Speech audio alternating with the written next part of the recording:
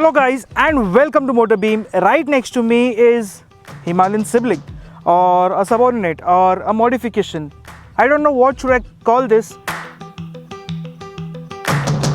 but Royal Enfield has given its name the Scram 411. This is basically a scrambler version of the Himalayan, and I'm gonna ride it today and tell you, does it make sense or is it an easier version of the Himalayan for you guys? Before we begin, subscribe to MotorBeam and don't forget to hit the bell icon.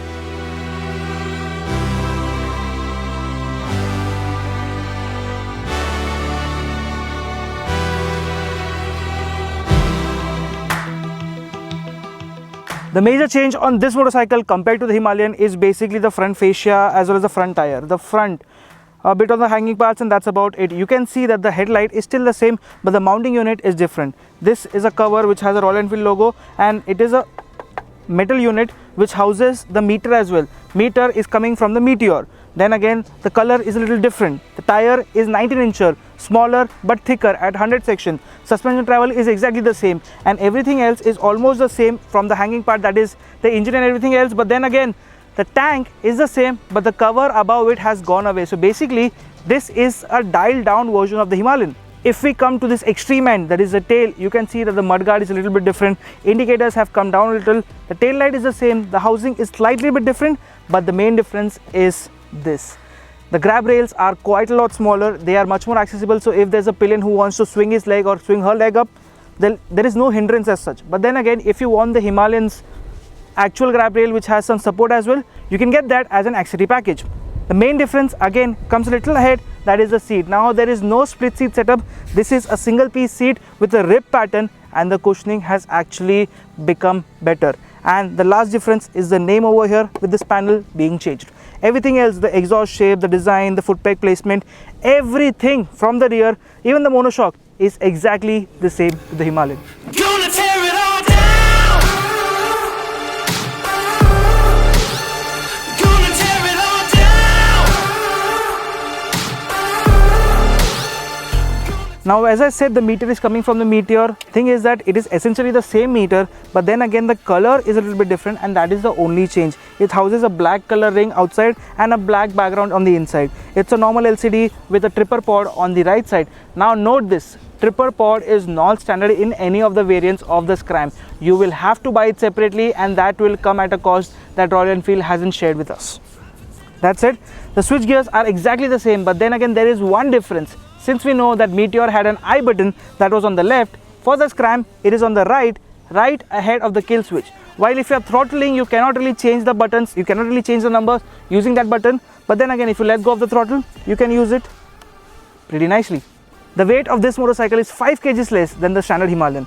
The main reason is that the main stand has been taken away as a standard thing. You can get it as an accessory, but as a stock motorcycle you won't get it. Second reason is the parts which were around here, the tank which were covering most of the headlight, holding it, have been taken away, and that has resulted to the major weight loss. Not a major but a minor weight loss. That's about it. But while riding, well, I'll tell you if it makes any of the difference. However, ergonomically this motorcycle is a little bit better. I'll show you why. The moment I sit on this motorcycle, you can definitely see that I can sit very easily. The seat height has come down by 5 mm, while the riding posture is almost the same. If you don't ride a Himalayan regularly, you won't be able to find the difference of this motorcycle. But then again, the handlebar has come a little closer to me and a little lower too. So it has become easy. It has become accessible. You know what? Let's ride this motorcycle and I'll tell you more about it. Gonna tear it all down. Gonna tear it all down. Gonna tear it all down. While we are heading out to take some tracking shots, all I can talk about this motorcycle, the Scram, is that it is a Himalayan in terms of the seating posture, but then again it is an easier version of the Himalayan because the handlebar is 60 mm lower and 20 mm closer to me. So normally the Himalayan handlebar is somewhere close to here, this is here. So it is quite nice, and with the 19-inch front wheel, it is very accessible. So I can actually run the trails very nicely. I've got a broader patch front tire, a 100 section front and a 120 section rear, 19-inch at the front and a 17-inch at the rear. But you don't get tubeless option, you get tube tires only. Now these are dual purpose tires from C8, which is pretty nice. There's literally no road anywhere, and this motorcycle has no problems at all, like for real.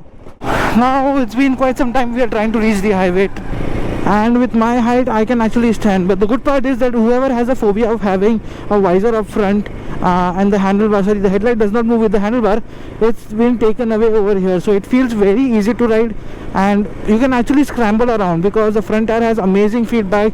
The ground clearance has gone down by almost 20 mm, but then it does not make really a difference at all because this motorcycle just rides like the Himalayan, and it takes over any kind of road. Say if I jump onto these roads, you can see there's some tracking going on around here. There is no problem at all, literally. I can just keep riding and riding and riding, and this one will keep gripping all the time. It's quite fun actually. Now let's do a 0 to whatever run. First gear close to 50, second gear crosses 80,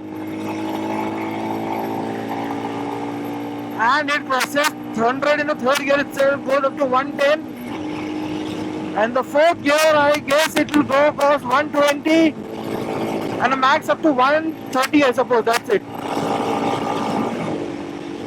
So the good part about this motorcycle is that even at this speed, okay, because of the corner it is bouncing a little, because of the chassis flex it is flexing around left right, but then it is very, very stable in a straight line. So compared to the Himalayan, there is a lot of wind loss, but the stability of this motorcycle is actually very, very nice. Now if I check, even the exhaust note of this motorcycle resonates with the Himalayan. There is no difference in that. There is no difference in the gearing. There is no difference in the clutch. But yeah, switchable ABS, which had to be there, like which was there as an option, has been taken away. So not a problem as such, but then again, it does not make much of a difference.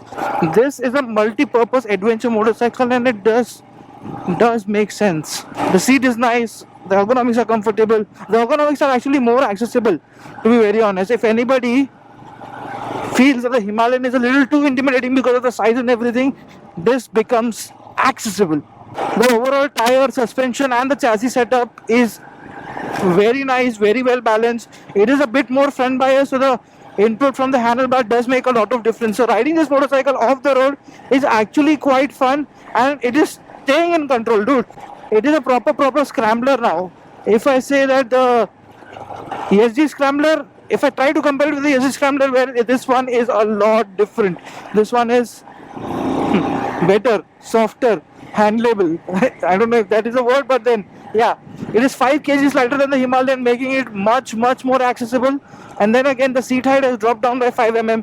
Overall ground clearance I've already told about. Now you can hear the bash plate making some noise because there are lots and lots of, oh my god, stones around here, thrown away by the front tire. And people on Splendors can do this road, but they are crawling. I can actually go full pace. I'm actually not going full pace right now because I'm not used to this, but then again I can go full pace. This is so nice. People do look at this motorcycle. This motorcycle is definitely a head turner. Worst of bumps, not a problem. Let it all burn down in the fire. Let it all burn down in the fire. Let it all burn down in the fire. Ooh. We came all the way to Bangalore to ride this motorcycle. Now Bangalore, you are very windy right now. If you guys are hearing any kind of wind noise, I'm really sorry about that. But yeah, that is the situation. We came to Big Rock to ride this motorcycle. Now kudos to Royal Enfield because they were able to arrange more than 40 media at once, and then close to 45-50 bikes. We had a flat track experience, we had a trail experience at Big Rock. Then this motorcycle, what I'll say is, it's a definite fun version of the adventure ridden Himalayan. This Scram is definitely multi-purpose, and it does make a lot of sense for anyone who's looking for a long travel suspension motorcycle which is comfortable and can ride in the city too. That's it. If this one undercuts the Himalayan by at least 5 to 10,000 rupees, I'll say go ahead and buy it because it is actually better than the ESG Scram. Thank you so much for watching. I'll see you guys in the next one.